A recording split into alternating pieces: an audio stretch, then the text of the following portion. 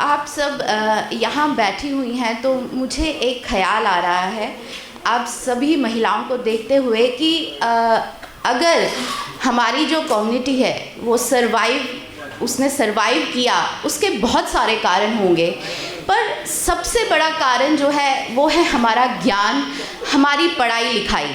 मगर उस पढ़ाई लिखाई के पीछे भी जो हमारी बैकबोन थी वो थी हमारी घर की महिलाएं, हमारी दादी, हमारी नानी, हमारी माएँ, जो हमेशा हमें बोलती थी तो क्या छुन परान तब पर्यु। तो मुझे लगता है कि इस मंच से मैं उन सभी महिलाओं को, अपनी दादी को, अपनी नानी को, अपनी माँ को इस मंच से नमन करती हूँ, इस मंच के माध्यम से नमन करती हूँ, ताकि उन्होंने हमें इस काबिल बनाया कि हम अपने पैरों पर खड़े हो सके। मुझे लगता है आप सब मेरी इस बात से एग्री करेंगे। तो चलिए इस सत्र को आगे बढ़ाते हैं। तो सबसे पहले तो मैं बिंदिया जी आप ही से शुरू करना चाहूँगी। तो मैं आपसे ये पूछना चाहती हूँ कि आपको क्या लगता है कि जो महिलाएं, पहले की महिलाएं थी, जो त्रासदी से पहले की महिलाएं थी, जिनका जो काम था वो ये नहीं था कि सुबह उठ के उन्हें ऑफिस जाना है, बच्चों को तैयार करना है या लंच बनाना है। उनका सिर्फ एक ही काम था, सुबह उठ के अपने परिवार का लालन पालन करना, अपने परिवार को देखना, बच्चों को देखना। उन महिलाओं में और आज की महिलाओं में जिनको उठ के ये सब काम भी करने हैं, बच्चों को भी देखना है और ऑफिस भी जाना है, अपना करियर भी बनाना है, आपको क्या लगता है कितना डिफरेंस है पहले की महिलाओं में, पहले की कश्मीरी पंडित महिलाओं में और आज की इन महिलाओं में? मुझे लगता है हिमांगी, सबसे पहला बदलाव तो आपको यही नज़र आएगा कि पहले शायद ही हमने कभी किसी मंच पर अपने घर की माँ दादी को देखा होगा, लेकिन आज आपके घर की बहू बेटियाँ दोनों ही मंचों पर नज़र आती हैं और बाखूबी बुलंद आवाज़ में बात करने की एक शक्ति उन लोगों के पास है। तो सबसे बड़ा बदलाव तो यही है। हाँ, दूसरा बदलाव ज़रूर, आपने सही कहा कि होम मेकर्स का काम मेरे ख्याल say that is the worst paid and best regarded and best rewarded job होता है वो, and it is indeed a full time job. लेकिन पहले के ज़माने में महिलाओं के पास सिर्फ बिफोर, अगर पोस्ट प्री माइग्रेशन की बात की जाए और पोस्ट माइग्रेशन की बात की जाए तो उसके संदर्भ में अगर बात देखें तो पहले तो केवल घर ही होता था, लेकिन वो घर भी मामूली सा ऐसा छोटा सा परिवार नहीं होता था जैसे आजकल हमारे पास स्कैटर्ड परिवार है, 2 बच्चे हैं ज़्यादा से ज़्यादा और एक मियाँ बीवी का जोड़ा है, बस इतना ही परिवार देखने को मिलता है। तब परिवार ही इतना बड़ा हुआ करता था कि उस समय की महिलाओं के पास ये सोचने का भी समय नहीं होता था कि हम बाहर जा कर के क्या काम करने वाले हैं। दूसरी बात, उस समय महिलाओं के लिए ज़रूरत भी नहीं थी, मटीरियलिस्टिक अप्रोच था नहीं, सब कुछ घर पर अवेलेबल था, हम लोगों के घर के बाग बगीचे थे, सब कुछ घर के अंदर ही पहुंच जाता था और घर के लोग ही इतने होते थे। पूरा परिवार जब इकट्ठा बैठता था तो लंच करने में ही मुझे लगता है कि सुबह 10 बजे लंच करने की लाइन लगती थी और शाम के 4 बजे तक लंच ही चल रहा होता था। तो ऐसे सिनेरियो में आपको कहाँ ही टाइम मिल जाता कि आप ये सोचते कि भाई अब ज़रूरत क्या है मुझे बाहर जा कर के कमाने की जो बात है, कमाने के लिए महिलाएं तब बाहर निकली हैं। लोग अक्सर ये सोचते हैं कि ये हम लोग बहुत पहले पढ़े लिखे नहीं थे, महिलाएं हमारी तब भी पढ़ी लिखी थी और डिसीजन मेकर जो होती थी कश्मीरी पंडित फैमिली की, head of the family, head of the decision maker जो होती थी वो महिला होती थी घर की। वो इतनी इंटेलेक्चुअल पहले भी थी, पहले भी पढ़ी लिखी थी, लेकिन पहले उन्हें ज़रूरत नहीं थी। फैमिलीज स्कैटर्ड हो गई हैं जब हम माइग्रेशन के बाद की बात करते हैं। हमारे पास जो हुआ करता था, जो हमारी प्रॉपर्टी थी, नॉट ओनली इंटेलेक्चुअल प्रॉपर्टी आपके पास हमेशा है, वो बाहर भी हमारे साथ ही रही, शायद उसी वजह से सरवाइव किया हमने। लेकिन जो मटेरियल प्रॉपर्टी आप छोड़ करके आ गए थे उसकी भरपाई कैसे आप करेंगे? ठीक है, आप घर देखें, वहाँ हमारा घर कालीनों से भरा होता था और बाहर आकर के आप मिट्टी में टेंट में बैठ रहे हैं तो वहाँ पर जाकर के हर माँ को ये लगता था कि यार काश मेरे पास 4 पैसे होते, मैं अपने बच्चे के लिए यहाँ पे एक छोटा सा कारपेट डाल देती। अप्रोच वहाँ से शुरू हो गई और धीरे धीरे अब तो हमारी बच्चियाँ बाहर जाकर के पढ़ रही हैं, इंजीनियरिंग जैसे फील्ड्स ले रही हैं, अब तो आर्म्ड फील्ड्स ले रही हैं। मैं आपको बताते हुए बड़ा गर्वान्वित महसूस कर रही हूँ कि मैं अभी पीछे पूना गई थी और मेरी जो डोमेस्टिक फ़्लाइट यहाँ जम्मू से लेकर के दिल्ली तक की थी, उसकी को पायलट मतलब फर्स्ट ऑफिसर जो थी तन्वी रैना थी, कश्मीरी पंडित लड़की थी। तो आज आज हमारी बहू बेटियाँ आसमान में हैं, तो ये ज़रूरत की वजह से भी हुआ है। और दूसरी बात, हम लोगों में बाहर आकर के, परिवार से बाहर आके, पहले हमारा एक इंटेलेक्चुअल दायरा था, इतना सा ही दायरा था, हमने घर में पढ़ाई करनी है अपने आप के लिए। अब हम पढ़ाई करते हैं अपने लिए, अपने समाज के लिए, तो रिस्पॉन्सिबिलिटी डबल हो गई है। आई थिंक इसी वजह से आपको आज महिलाएं हर फील्ड में आगे नज़र में आती हैं, खास करके मैं कश्मीरी पंडित महिलाओं की बात कर रही हूँ। बिल्कुल सही बोला आपने। चलिए बात करते हैं आपसे नीरू जी। सबसे पहले तो जैसे उन्होंने बोला कि महिलाएं सुबह से शाम तक काम में लगी रहती थी, तो उनकी हेल्थ भी बहुत अच्छी रहती थी। आजकल ऐसा है कि स्ट्रेस इतना हो गया है, बीमारियां इतनी हो गई महिलाओं में। आपको क्या लगता है ये जो स्ट्रेस है, ये जो बीमारियां हैं, इसका कारण आज की महिलाओं में क्या है?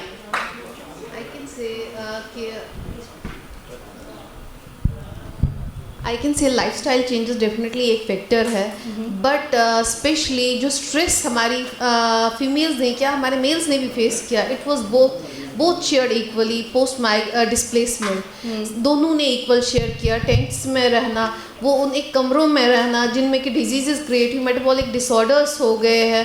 अभी ये मैं यहाँ आने से पहले I was discussing with my other seniors also, it is not only Kashmiri doctors, I was speaking to neurologist. मैंने कहा सर क्या क्या चेंजेस देखिए आपने पोस्ट माइग्रेशन, आपके पास पेशेंट्स आते रहे, कहते बिकॉज उनको एक एरिया में एक बड़ा घर होता था, एक कमरे में कन्फाइन कर दिया गया पूरी फैमिलीज़ को। ट्यूबरक्लोसिस के केसेस, डिमेंशिया के केसेस, क्यों? Because they couldn't take that. एक कल्चरल शॉक था, एनवायरमेंटल शॉक था उनके लिए, जिसके कारण ये सारी डिजीज़ेस मतलब क्रिएट की गई है। These are man made disaster जो कि हमारे साथ हुआ था, हमारे जीनोसाइड के कारण हमारे फैमिलीज़ ने फेस किया है। बहुत ज़्यादा प्रॉब्लम्स हुई है, मतलब एक, चाहे वो कैंप्स में रहे, चाहे वो रेंटेड अकोमोडेशन में रहे, बट एक कमरे से ज़्यादा पहले किसी के पास नहीं था जी। तो वो सारे फैक्टर्स ने कंट्रीब्यूट किया, बिकॉज उनके पास एक रिस्पॉन्सिबिलिटी थी, बच्चों को भी पढ़ाना है और they had to meet the needs, मतलब पढ़ाई का भी, खाने का भी, पहनने का भी, सब कुछ। और वो रिस्पेक्ट और डिग्निटी मेंटेन करना वो बहुत मुश्किल था, और हमारे पेरेंट्स ने बहुत टफ सर्कमस्टेंसेस में हमें यहाँ तक पहुँचाया है। वो एक डर हम में अभी तक है, और जिसके कारण मैं केसेस देखती हूँ, मेरे पास केसेस आते हैं, कैंसर के केसेस हो रहे हैं, डायलिसिस किडनी पेशेंट्स हो रहे हैं। क्यों? पहले स्टार्ट होता है diabetes, hypertension, that leads these metabolic disorders lead to higher diseases, then फिर डायलिसिस पे पहुंच जाता है। कैंसर के केसेस मैं देख रही हूँ इतने बढ़ रहे हैं हमारी कम्युनिटी में, सीओपीडी के केसेस मतलब इतने ज़्यादा बढ़ रहे हैं, और मीन्स नहीं है अभी भी कोई कहे कि हम अब वेल ऑफ हुए, नहीं, ऐसा नहीं है। एक 13,000 के रिलीफ पे 6 बंदों को पालना इतना आसान नहीं है। मेडिसिन ही उसकी 13,000 से ज़्यादा आ जाती है जी। तो अगर बात करें इन बीमारियों की, तो क्या आपको लग रहा है कि ये हेरिडिटरी भी है? क्योंकि ये मुझे ऐसा लग रहा है कि जनरेशन टू जनरेशन ये जैसे बात करें डायबिटीज़ की, तो आप मदर में भी देखेंगी, आप उनके बच्चों में भी देखेंगी, और आगे फिर उनके बच्चों में भी देखेंगी। तो ऐसा क्यों हो रहा है? कुछ हद तक जेनेटिक्स डेफिनेटली मैटर करता है, जेनेटिक्स के कारण होती है कि ये इनहेरिट हो जाती है, बट जिनको पहले हुई उनको तो किसी कारण से हुई ना। जैसे आप कश्मीर में कितने लोगों को ये सारी डिजीजेस देखते थे जी, कि कितने लोग डायलिसिस पे जाते तो नाम भी नहीं, कितने लोगों को कैंसर, आज हम अभी 100 तरह के कैंसर गिनवा सकते हैं बैठे बैठे। क्या क्यों हुए ये? बिकॉज ऑफ द एक शॉक हुआ है, एक आपने हमें अपरूट किया है उस जगह से, वो दैट इज़ द कॉज। कहीं से तो शुरू हुआ ना, पहले तो नहीं थे। अगर आप रेशो देखो pre displacement and post displacement कितनी चेंजेस आई है। बेसिकली ये एक जो ट्रॉमा जो गुजरे हैं वो सब उसकी वजह से ये जो ज़्यादा तो उसी को कंट्रीब्यूट करेगी, रादर देन ये सारी चीज़ें कि अचानक से हो गया। पहले और अब में तो फर्क है। जी जी, बिल्कुल बिल्कुल सही कहा आपने।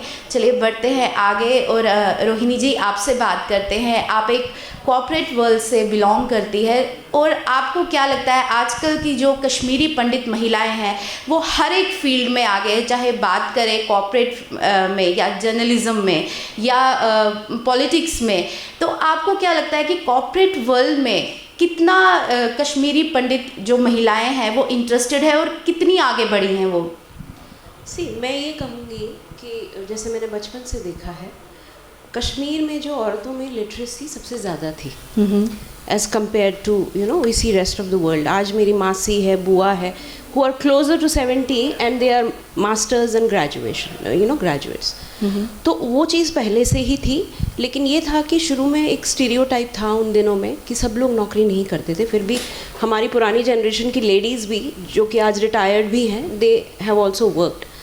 तो उस समय भी वो काम करते थे, लेकिन उस समय अपॉर्चुनिटी के हिसाब से कश्मीर के अंदर जैसी अपॉर्चुनिटीज़ अवेलेबल होती थी उस तरीके से वो करियर्स अपने परस्यू करते थे। लेकिन कुछ स्टीरियोटाइप्स भी थे कि गाना नहीं गाना है, लेकिन फिर भी हमारे बहुत सारे आर्टिस्ट थे, एक्टर्स थे।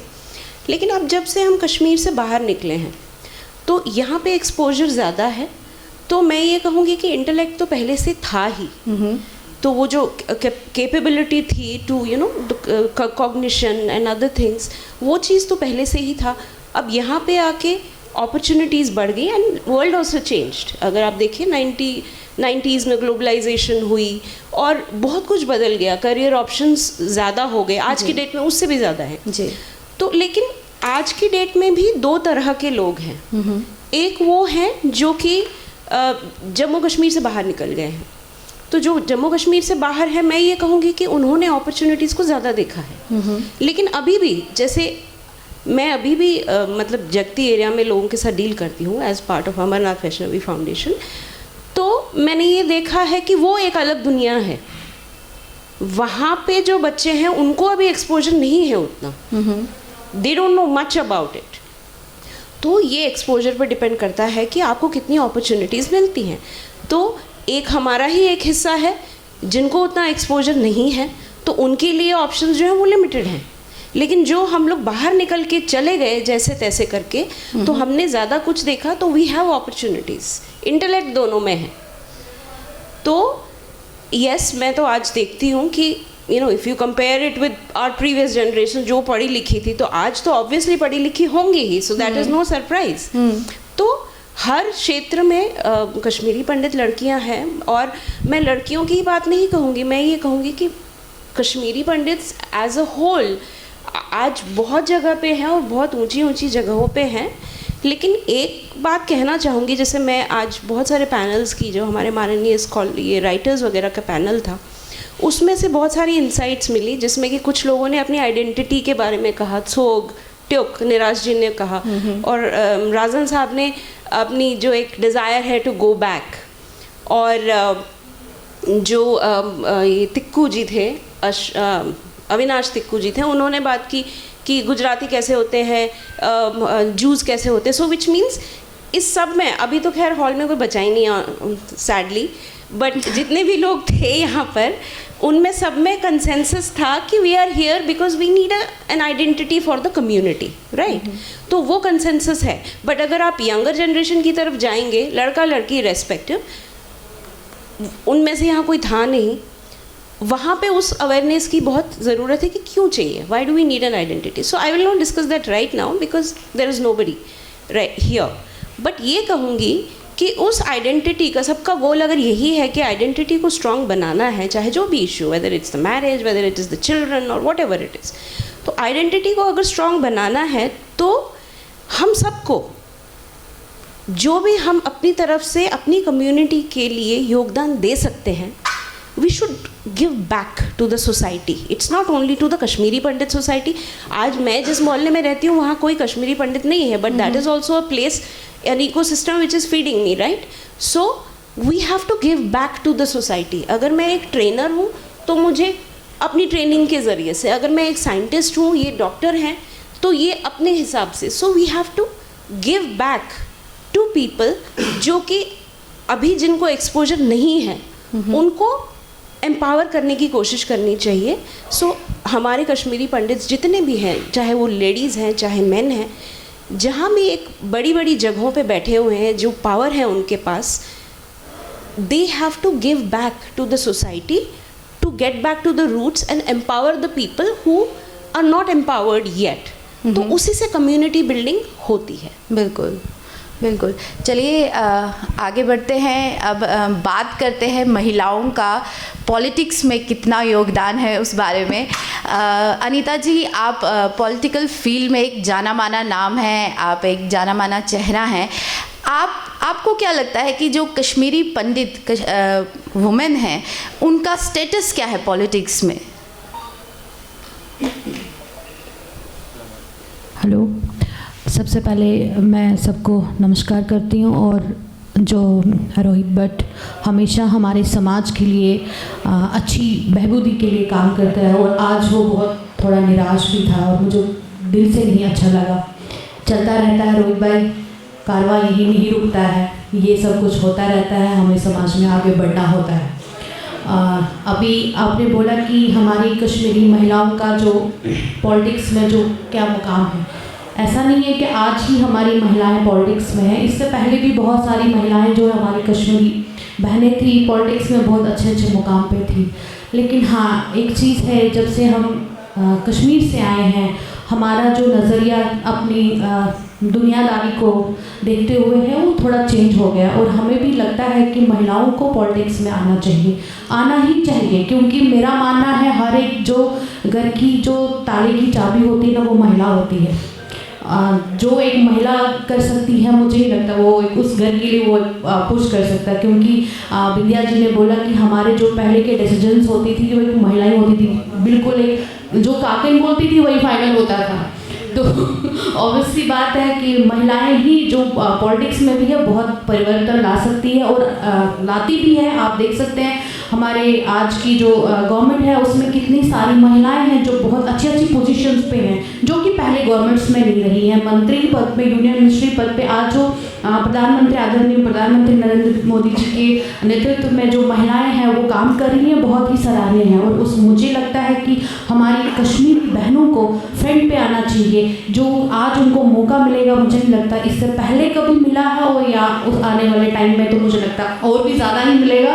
और फ्रंट पे आना ही चाहिए, काम करना ही चाहिए, क्योंकि हम भी किसी से कम नहीं है। महिलाएं जो, और खासकर कश्मीरी महिलाएं जो कि सोच भी रखती है, समझ भी रखती है और हिम्मत भी रखती हैं, क्योंकि इतना कुछ झेला है हमने इन 30-32 सालों में, और हम मुझे लगता है हर तरीके से सक्षम हुई हैं हर एक फील्ड में काम करने के लिए। तो पॉलिटिक्स क्यों नहीं, पॉलिटिक्स तो बहुत छोटी सी चीज़ है हम कश्मीरी लोगों के लिए, क्योंकि बहुत कुछ सहा है हमने, बहुत दर्द भरा है हमारे अंदर। जो दर्द होता है वो किसी न किसी मुकाम तक हमें ज़रूर लेके जाता है। जी बिल्कुल बिल्कुल, आपने सही कहा।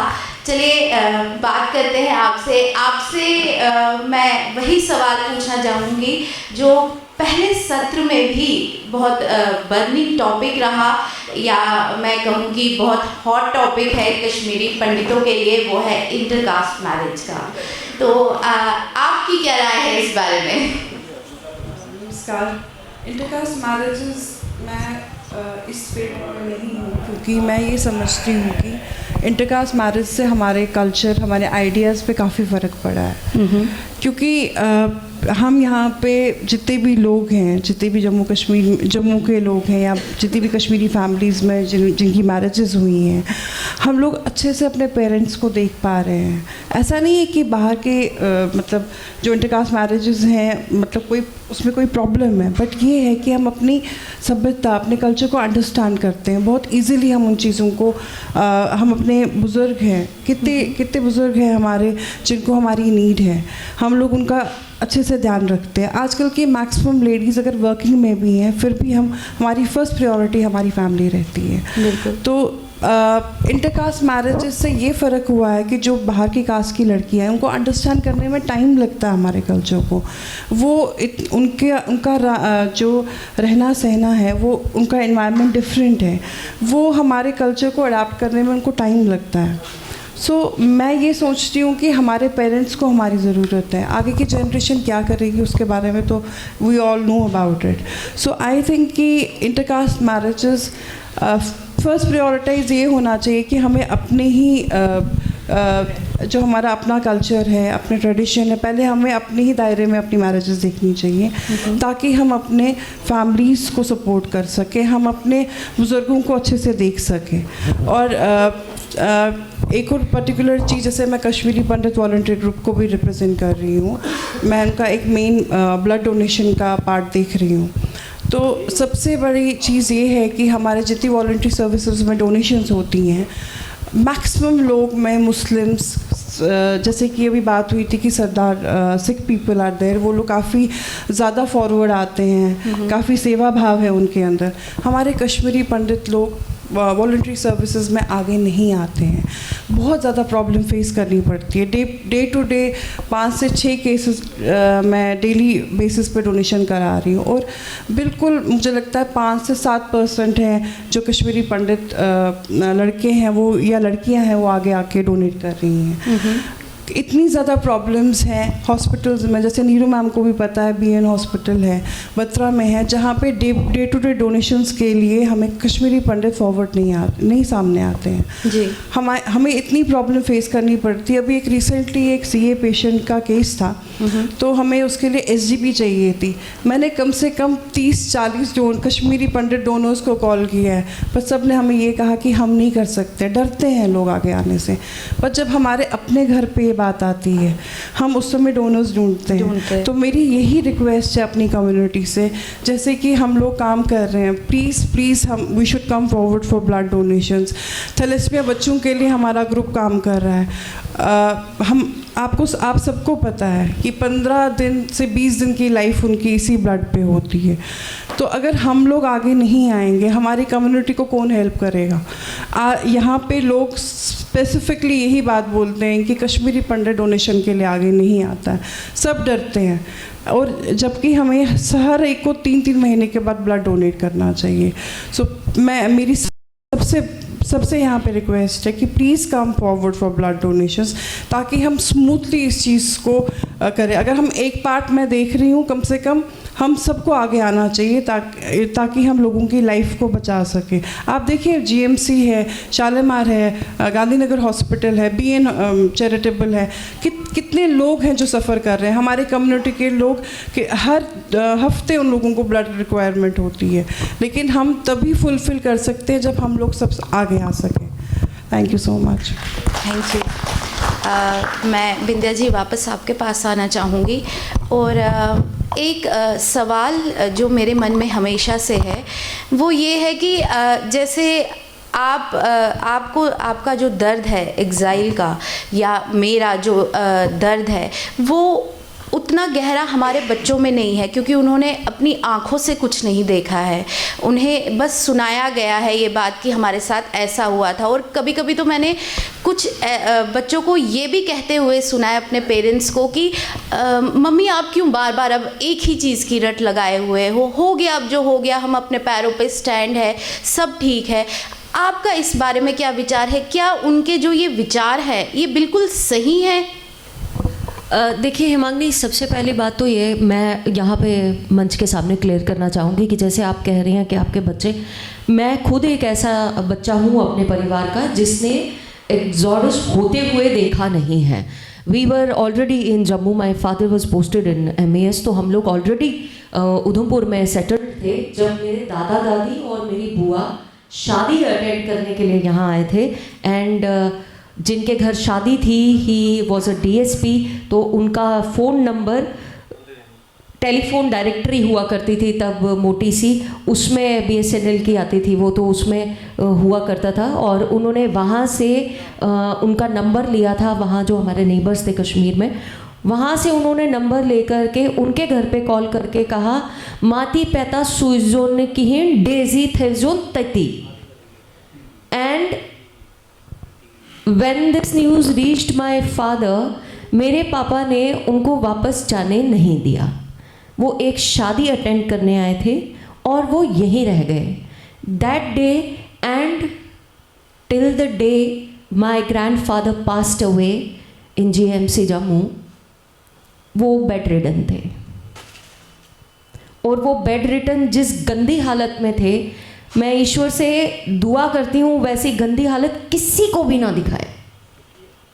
उन्हें डिमेंशिया भी था और उनकी फिजिकल स्ट्रेंथ ख़त्म हो चुकी थी, और वो सिर्फ एक बात दोहराते थे, अते आसम लाल आमुद, अते आसम लाल आमुद, गोशे लालस दिखे बत।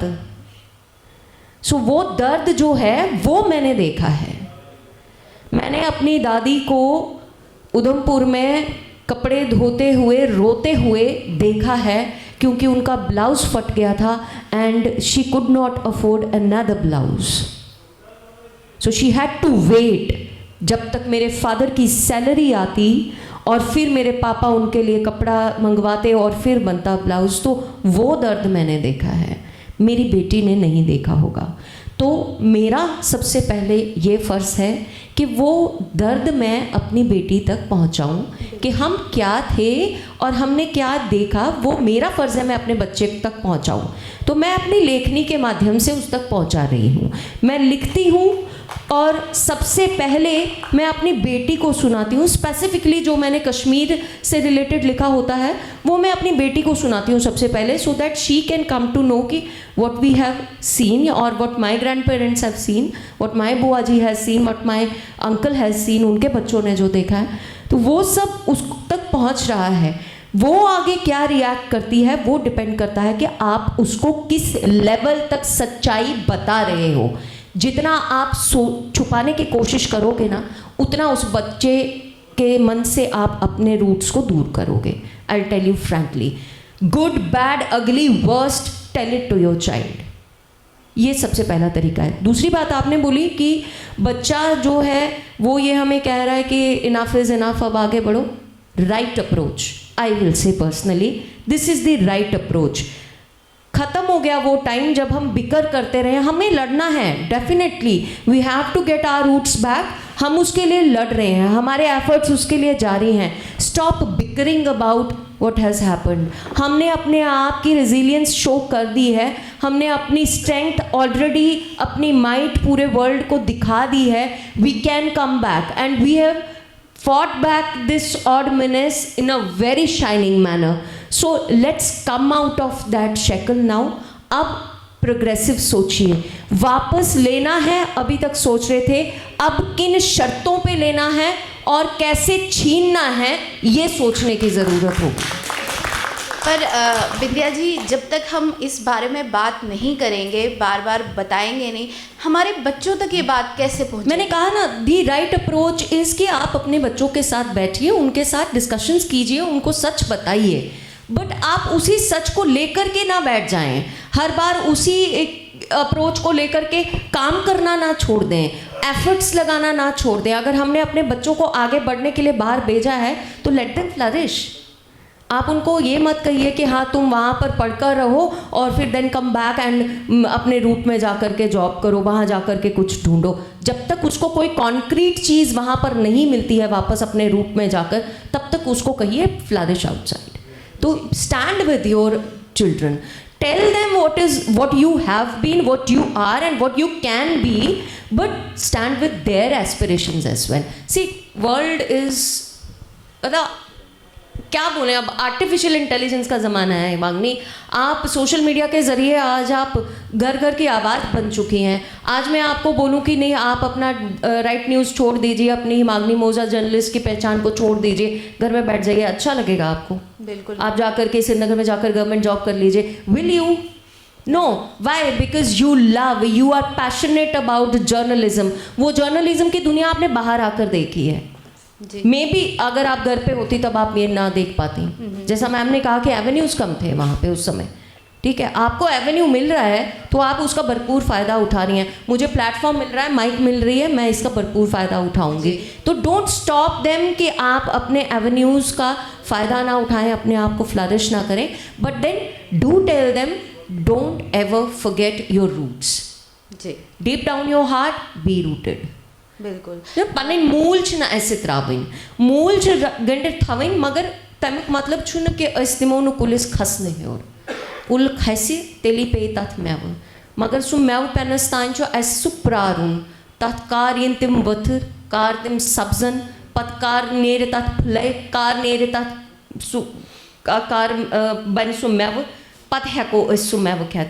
Mev khaman hai ki to temis vani vuch suk ko chuk vot mot. बिल्कुल बिल्कुल। रोहिणी जी, आप भी कुछ कहना चाहती थी?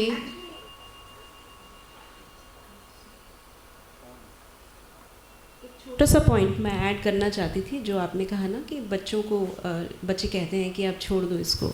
मेरी भी एक बेटी है, यू नो, जब मैं क्रॉनिकल्स ऑफ कश्मीर की एडिटिंग कर रही थी, उसके बाद जब वो पब्लिश हुई और उसके बाद फिर ऑनलाइन बहुत सारे उन दिनों ट्विटर स्पेसेस पे और पता नहीं कहाँ कहाँ बहुत डिस्कशंस होते थे।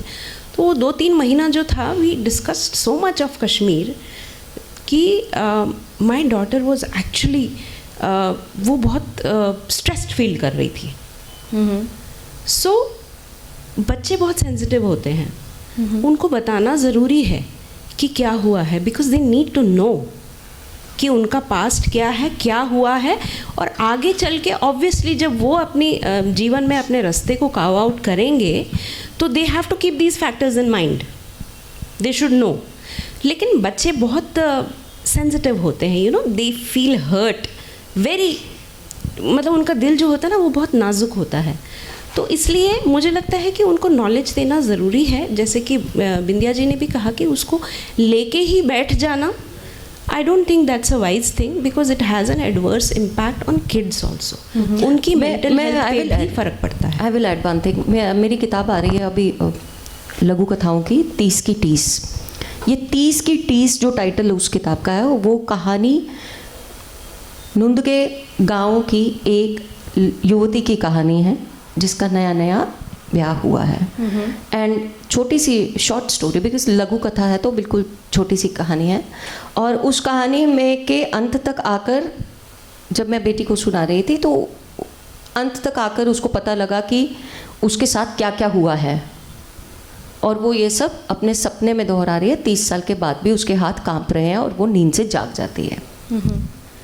ये कहानी जब मेरी बेटी ने सुनी तो जैसा मैम ने कहा वो डिप्रेस हो गई। थोड़ा सा उसको लगा कि मम्मा आपने ये लिखा है तो दैट मीन्स आपके आसपास किसी ना किसी के साथ ये हुआ होगा।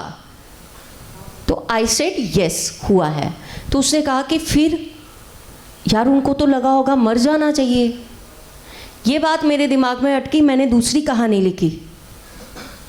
वो दूसरी कहानी लिखी कि वापस एक लड़की एक सफ़ेद लंबी गाड़ी में गई और जाकर के शारिका माता के यहाँ माथा टेका और उसको कहा कि जैसे तुमने इस पत्थर को चोंच में उठाया था, आक्रोश दबाया था और उसके साथ साथ इस राक्षस को मारा था, हम भी चोंच में अपना आक्रोश 30 साल से लेकर के चल रही हैं। आज मैं इस हालत में हूँ कि मैं इसको बाहर निकाल सकूँ। तो वो जब नीचे आएगी और नीचे आकर वो गाड़ी में बैठती है, गाड़ी में लिखा है DC। This is my answer to my child कि हाँ बच्चे वो भी देखा एंड वी फॉट बैक। हम DC बनकर वापस आए, उसी ज़िले में गए, उसी बंदे के घर में गए और उसको जाकर के कहा अब अपनी खैर मना। क्या तो ये अप्रोच आपको ज़रूर देनी है अपने बच्चे को। आप अगर उसको अपना इतिहास बता रहे हो तो आप उसको उस इतिहास से लड़ने की क्षमता भी बताइए। जी चलिए बात फिर से करते हैं हेल्थ की, क्योंकि बात करें अगर उस ट्रॉमा की जिस ट्रॉमा से हमारी महिलाएं गुजरी हैं, अब ऐसा क्या हम कर सकते हैं कि हम उन महिलाओं को, अब वो ट्रॉमा हो गया, कैसे उनको इस ट्रॉमा से उभारें? Again and again I'm saying it's not about महिला या पुरुष, ठीक है ना, it's about Kashmiri Pandit, it's about Kashmiri Pandit. ये नहीं है कि हमारे पास केसेस सिर्फ महिलाओं के आते हैं, मेल्स के भी आते हैं। तो हमें इस ट्रॉमा से निकलना, हम आगे तो बढ़ गए हैं economically, we have definitely developed, but वो चीज़ जहन में कहीं वो चीज़ अटकी हुई है, या पेन इज स्टिल देयर। जैसे कि हमारे जो पेरेंट्स की एज है, they have that trauma, they have that pain and they have suffered a lot. इन्होंने कहा जो हमारी नेक्स्ट जनरेशन है, हमारे बच्चों की जनरेशन है, they won't be feeling that much of a pain and that doesn't mean अब तो आ गई है, but yes lifestyle changes are important. Lifestyle changes, आपका खान पीन, आपका कैसे आप अपने आप को कंडक्ट करते हैं।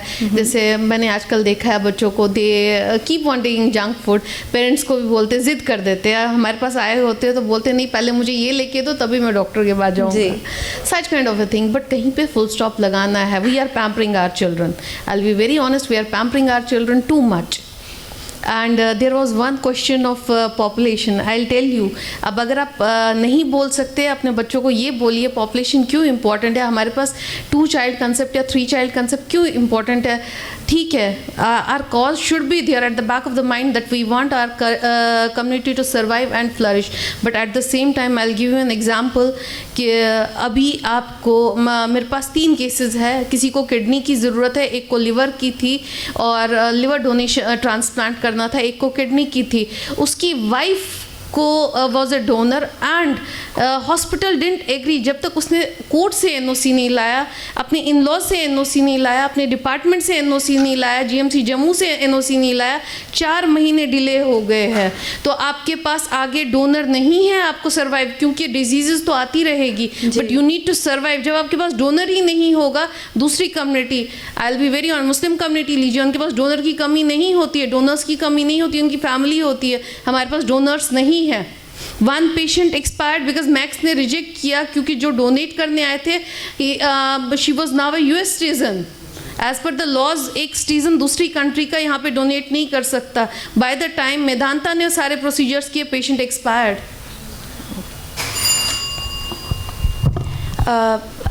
पहले अनीता जी आपसे मैं बात करूंगी। मैं जानना चाहूँगी आपसे, आपको क्या लगता है, क्या एक कश्मीरी पंडित महिला जो है वो दूसरी कश्मीरी पंडित महिला का सपोर्ट सिस्टम बनती है, या वो भी बस टांग खींचने में ही लगी रहती हैं? कहाँ है?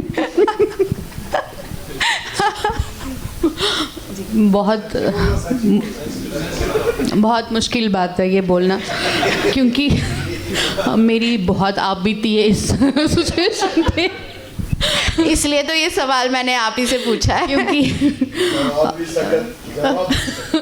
आज अगर ईश्वर की कृपा से मैं कहीं पे हूँ तो बहुत सारे महिलाएं मेरे पीठ पीछे बहुत कुछ बोलती रहती हैं, अरे कैसा है, क्या है, कैसे है, हमें पता है क्या है, कैसी है, वो है, ये है, ऐसे फलाना टिंगरा, वो ये, खैर वो तो चलता रहता है समाज में, इन बातों से घबराना नहीं चाहिए।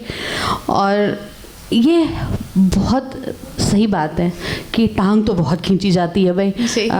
हो इसने तो कुछ ऐसा कांड पक्का किया होगा तभी तो ये इस कुर्सी पे बैठी है, ऐसे कैसे पहुंच गई भाई वहाँ तक, कोई मुश्किल, इतना आसान नहीं है वहाँ तक पहुँचना। लेकिन मैं समझती हूँ ये बहुत गलत बात है। देखिए हमारे समाज वैसे ही बहुत छोटा सा समाज है, अगर हम थोड़ा थोड़ा भी सब करते रहेंगे ना तो कुछ ना कुछ अच्छा तो होगा ही।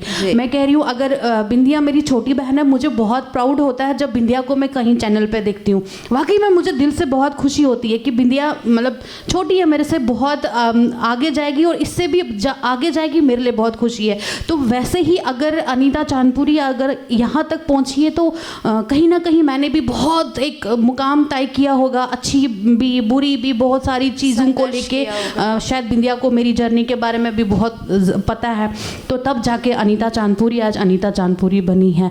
लेकिन मैं सब अपनी जो कश्मीरी बहनें हैं हमारी, उनसे रिक्वेस्ट करती हूँ कि ऐसा ना करें। अगर हमारे समाज में कोई आपके गली या मोहल्ले या आपके समाज में कोई बहन आगे बढ़ती है, उसके साथ अपना एक्सपीरियंस शेयर करें ताकि उसको हेल्प हो जाए कि वो भी आगे बढ़े और वो भी कुछ कर सकती हैं। जो आपके पास अच्छा एक्सपीरियंस है, जो आपने अच्छा एक्सपीरियंस इस सफ़र में गेन किया है, ताकि उसको उस एक्सपीरियंस तक, उस मुकाम तक पहुंचने में बहुत सहायता मिल जाएगी। ना कि उसकी टांग खींचे, ना कि उसके बारे में समाज में बुराइयां फैलाएं। कुछ लोग तो मुझे लेडी डॉन भी कहते हैं।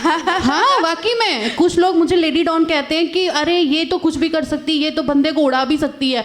मैं बहुत फ़ख्र महसूस करती हूँ कि अरे मेरे समाज में तो बहुत सारे लोग हैं जो मुझसे डरते भी हैं। तो लेडी डॉन बनना इतना आसान नहीं था अनीता चांदपुरी के लिए। तो मैं अपने समाज में अपने भाइयों से, अपने बहनों से सबसे यही रिक्वेस्ट करती हूँ कि अगर हमारे समाज में किसी बहन बहन में या किसी भाई में क्षमता है आगे बढ़ने की, तो हमें फ़ख्र होना चाहिए और ना कि उसकी टांग खींचनी चाहिए, उसको समर्थन देना चाहिए, उसको सपोर्ट करना चाहिए, उसको बताना चाहिए कि यहाँ पे ऐसे करो तो तुम्हारे ज़्यादा अच्छी बात हो सकती है तुम्हारे लिए। और मैं सोचती हूँ तभी हमारा समाज जो है आगे चल पाएगा, और थोड़ा थोड़ा सब करते जाएंगे तो एक दिन हमारी जो मुश्किलें हैं वो ज़रूर हल हो जाएंगी। अनीता जी, मैं आपसे सिर्फ ये टिप पूछना चाहूँगी कि जब आप ऐसे कमेंट्स सुनते हैं तो आप कैसे रिएक्ट करते हैं और उनका मुकाबला आप कैसे करते हैं, ताकि हमारे यहाँ बैठी महिलाओं को भी पता चले कि अगर लाइफ में कभी उनके साथ कुछ ऐसा हो तो हमें कैसे रिएक्ट करना चाहिए। कुछ नहीं, मेरे पीछे मेरे हस्बैंड बैठे हैं कमल चंदपुरी, उनको बताती हूँ अरे कमल जी आज तो ऐसा हो गया, रात को थोड़ा सा हंसते हैं, अपनी फैमिली में शेयर करते आ रहे हैं, आज तो एक और टाइटल मिल गया लेडी डॉन का, और चलो देखते हैं नेक्स्ट क्या होता है। कुछ नहीं, पहले पहले दुख होता था, अब नहीं, अब तो बहुत धड़ाक से बोलते हैं हाँ ये हम है तो क्या है, फिर ठीक है, समाज के लिए अच्छा कर रहे हैं, करते रहेंगे जब तक ईश्वर की इच्छा होगी, उसका आदेश होगा, तब तक हम अच्छा करते रहेंगे। मुझे नहीं लगता कि उसकी ईश्वर की इच्छा के बिना किसी भी व्यक्ति को आगे कोई भी बढ़ सकता है। उसी की इच्छा है, इस फील्ड में लाया है, जब तक उसकी इच्छा रहेगी करते रहेंगे। और मैं पुनः आपके इस चैनल के माध्यम से सब लोगों से निवेदन करती हूँ कि अगर हमारे किसी भी भाई या बहन में इस तरीके की कोई भी क्षमता है कि वो सोसाइटी के लिए कुछ कर सकता है तो हमें उसका सपोर्ट समर्थन करना चाहिए, ना कि उसकी टांग खींचनी चाहिए। जी बिल्कुल बिल्कुल सही बोला आपने। अब ये एक आखिरी सवाल है, पर ये सवाल आप सभी महिलाओं के लिए है कि अगर अपनी सोसाइटी को, अपनी कम्युनिटी को हमें कुछ वापस देना हो तो हम क्या दे सकते हैं। सबसे पहले मैं शुरुआत आपसे करना चाहूँगी।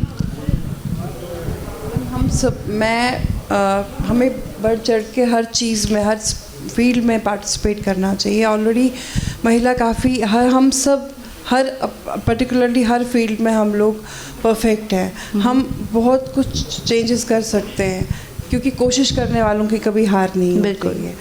तो चाहे हम वॉलंटरी सर्विसेज में हैं, चाहे हम हमारे समाज को काफ़ी हद तक हर स्पेयर में आगे आना चाहिए और काफ़ी हद तक जो हम कर सके करना चाहिए। ये नहीं सोचना चाहिए कि वो पहले करेगा बाद में हम करेंगे, बट जो हमसे पॉसिबिलिटी हो सकती है हमें करना चाहिए हमेशा।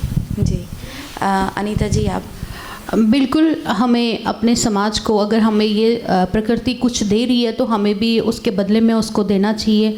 हमें अपने समाज की बेहतरी, अपने सोसाइटी की बेहतरी के लिए काम करने चाहिए। फल की इच्छा तो बिल्कुल नहीं करनी चाहिए, फल देने वाला तो ऊपर वाला है, वो एक ना एक दिन हमें ज़रूर फल देता है। हमें अपनी सोसाइटी के लिए सोचना चाहिए।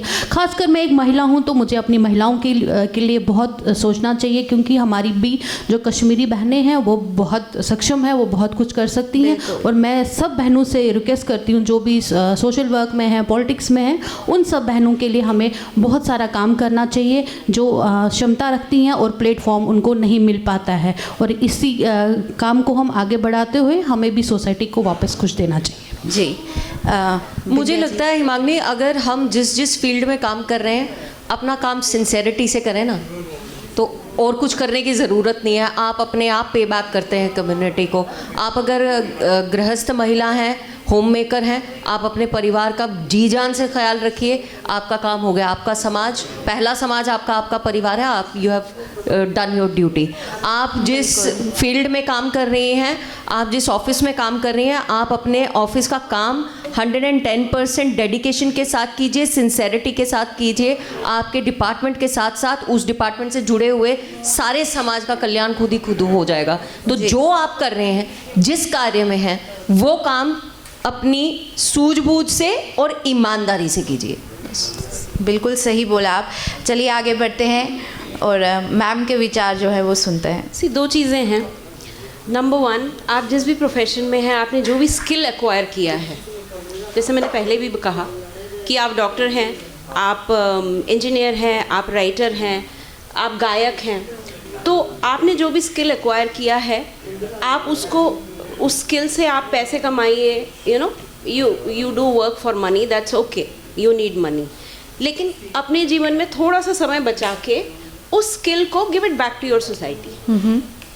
आप शाम को 1 घंटे के लिए ट्यूशन भी पढ़ा सकते हो जी, उन बच्चों को जो अफोर्ड नहीं कर सकते। That is 1 thing. नंबर 2, मेरे दादाजी हमेशा कहते थे कि एक समाज को बनाने वाली औरत होती है। माँ होती है। बिल्कुल। तो as a woman I think सबसे बड़ा कंट्रीब्यूशन होता है कि आप अपने बच्चों को जो वैल्यूज़ देते हैं, जो आज का पूरा ये डिस्कशन भी हो रहा था आइडेंटिटी की, कम्युनिटी की, तो उसमें एक माँ का बहुत बड़ा योगदान होता है। तो जो आप वैल्यूज़ पास ऑन करेंगे अपने बच्चे को, दैट इज़ वेरी इंपॉर्टेंट, और वो रोल एक माँ बहुत अदा अच्छे से करती है। निभाती है। So, बिल्कुल यही दो चीज़ें। जी। मैम अब आप अपने विचार रखिए कि आप क्या सोचते हैं इस बारे आई में। एग्री विद रोहिणी जी, बच्चों में प्रॉपर वैल्यूज़ इनकलकेट करने चाहिए। एंड सेकेंड इज़ अपने पेरेंट्स का ध्यान रखो, इरिस्पेक्टिव ऑफ चाहे लड़की के पेरेंट्स है या लड़के के पेरेंट्स है, respect your parents, be with them, don't leave them in the old age. कल को आपका भी फेज़ आएगा, हम तो फिर भी हमारे पेरेंट्स फिर भी आज चल गए, लेकिन आपका क्या होगा ये सोचो। एंड और सबसे बड़ी बात है, हमारी नई जनरेशन को मतलब एक इंजीनियरिंग फील्ड को छोड़ के आई कांट एनफोर्स, बट इतना बताओ कि हमारी कम्युनिटी को ब्यूरोक्रेसी में आने की ज़रूरत है, हमारे बच्चों को ब्यूरोक्रेसी में आने की ज़रूरत है, because we need to be in the power house, हमें चाहिए, एंड डॉक्टर्स भी चाहिए, और बाकी फील्ड्स। अब इंजीनियर्स बहुत हो गए हैं, और we need to be in IAS, we need to be in KAS, अब इसकी ज़रूरत है। सेकेंड इज़ दैट ये बताओ कि ये single child is not good, because मैंने एक दिन अपनी गायनोकोलॉजिस्ट मैम ने मुझे बुलाया, ऐसे ही बात हुई, मैम हिंदुओं की पॉपुलेशन कम हो रही है। रिप्लाई वॉज, डॉक्टर नीरू अपना वो तो छोड़ो, हिंदुओं का जो हो रहा है वो हो रहा है, आपकी कश्मीरी पंडितों में क्या हो रहा है। Whenever a girl comes to her for DNC and all, she calls me, करो कन्विंस अब इसको।